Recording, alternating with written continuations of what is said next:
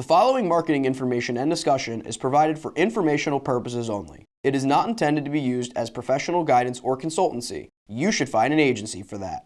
Comexis is a digital marketing agency, so feel free to hire us, but otherwise, just enjoy the show.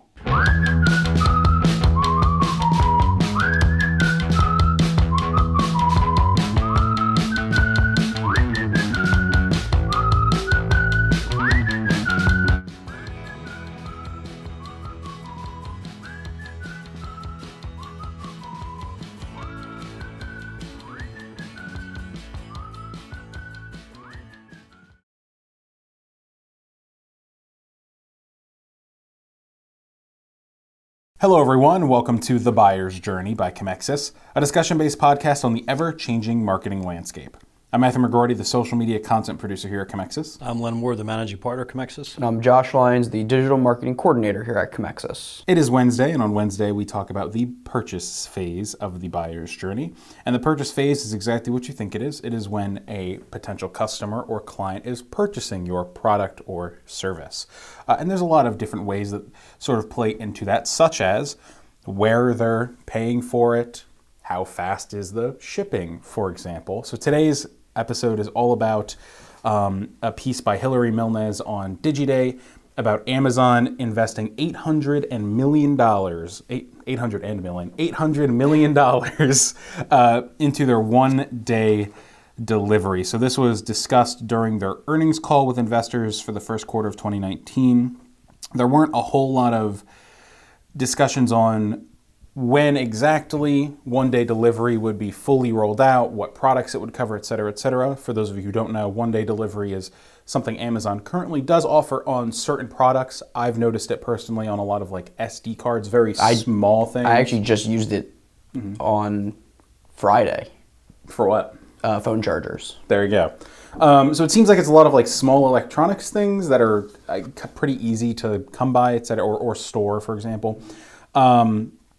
But the CFO, Brian Olasky, shared that the company had already turned the dial significantly in April on one-day delivery and that we're expected to start seeing its effects immediately. And they basically talked about how Amazon's doing all this stuff with their own owned and operated delivery systems. They're working with Amazon Logistics. They're working with UPS, USPS, FedEx to sort of make sure one-day delivery takes off. There's a nice little quote by Olsavsky, saying, "It's as simple as price, selection, and convenience. One day increases convenience and selection in the consideration set for customers. By cutting the window in half, it opens up a lot of potential purchases and conveniences to customers." And then there are lots of components involved in being there for the customer when they need us. We think this is going to be groundbreaking, and we have this capability because we've been at this for over 20 years. We're invested and fine-tuned our logistics. Interestingly enough, Walmart replied after their stock dipped 3% following this earnings report. They tweeted one-day free shipping without a membership fee. Now that would be groundbreaking. So clearly they are teasing something to do with one-day shipping. And then I think this is from Laura Stampler on Fortune. She pointed out that Target, whose stock also dipped a little bit on Friday, already has one-day free shipping for their loyalty red card holders, which has no fee, has to be above $35 on your order and placed before 7 p.m. on a weekday to gain that benefit. So what do we think about this, guys? Buy the FedEx and UPS stock. Number one, there's my stock tip of the day for you because that's who's clearly going to benefit. This is the buyer's phase of the buyer's journey. So this is just obviously bringing somebody quicker to the checkout line. To me, like we might have mentioned this a couple minutes ago, but it's the same day delivery that's really going to kind of move the needle. The one day's good. Most times people don't need something one day, but it's the day of. And I actually have gotten day of stuff from Amazon before.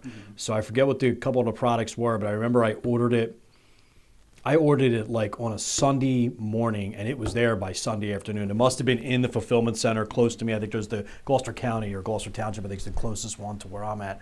So it must have been in there. But it definitely, again, from, once you get people to the purchase stage, it's how quick to get them out the checkout line, and Amazon's doing a good job. I think, and I know Amazon's building the fulfillment centers everywhere, and I know that's a major, major thing, but don't discount the power of Walmart and what they have here. They're not as big as Amazon, and Walmart has clearly said, they have a mantra, we're not trying to be like Amazon, we're being Walmart.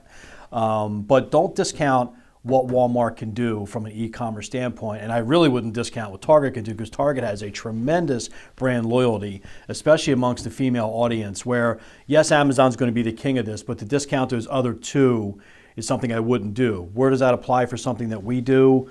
Not a whole lot. You can't really advertise on Target. You can on Amazon to get your products sold on Amazon. I'm not aware of anything that's going on at Walmart yet, but I believe that'll probably take soon, or probably take place shortly. But from a purchase stage, it's just, you have these three, you may get a couple more that emerge, and then it's just going to kind of start, everything behind it's going to separate.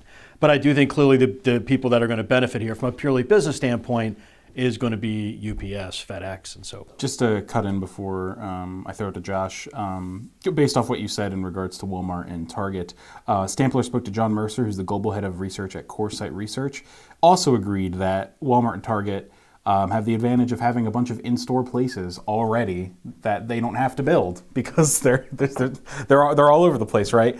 And to you mentioned the quote about same-day delivery. Retail equity analyst John Zoll, this is again on Fortune, told Forbes that the Walmart CEO, Doug McMillon, told him in October that same-day delivery, not one-day delivery, was going to be the real battleground. As I mentioned, Target and Walmart both have same-day pickup delivery, which is basically the closest you can get at the moment to same-day delivery of actually just going there and picking it up, which for most people actually isn't that big of a deal. Right. Anyway. Throw it over to Josh. I just like the competition and everything. Like, you have Amazon, who's the big boy on campus, who is trying to do everything in their power to make their business model even simpler for their customers. But then you have someone like Walmart that's coming out tweeting that, one day free shipping without a membership fee, and then they're sort of saying, hey, we could do the same thing without you having to pay some extra money to get our services. And it's just that nice, like, friendly, or I guess unfriendly, depending on how you take it, competition of, let us prove why we can actually, like, do things better for you. And then it's shifting. It's going to make Amazon think it over again, be like, well, do we need to make our membership fee cheaper, or do we just have to think of the next big thing, whether it is same-day shipping or like 2-hour shipping? So it's cool. I like now that you have like the big, you see it sometimes with smaller companies, but now you have like the behemoths sort of like jabbing at each other to like sort of prove why they think they're better and what they can offer. So I just like the competition out of it all. No, I think, go ahead. No, I'm sorry. The concern here is that if you own an e-commerce company, and long before I did, got involved with, advertising, I was part of an e-com startup. These are red flags. These are concerning. Where it's to the point you're going to put all this money into building your own e-com website, develop internal teams. We've had clients that are pretty large e-com companies.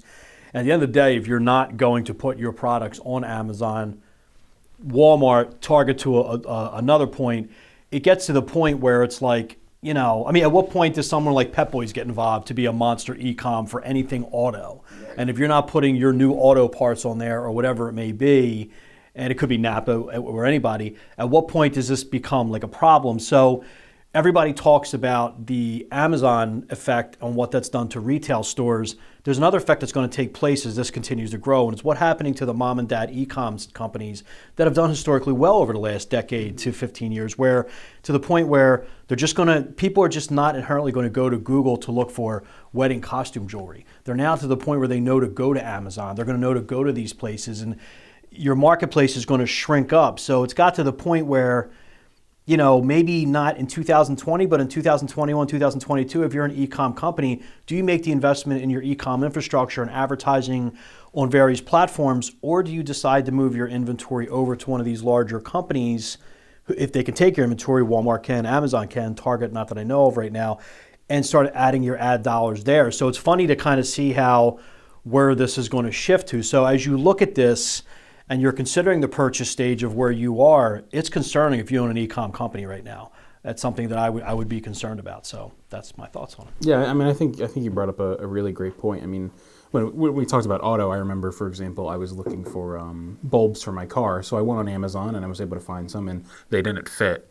But that's beside the point.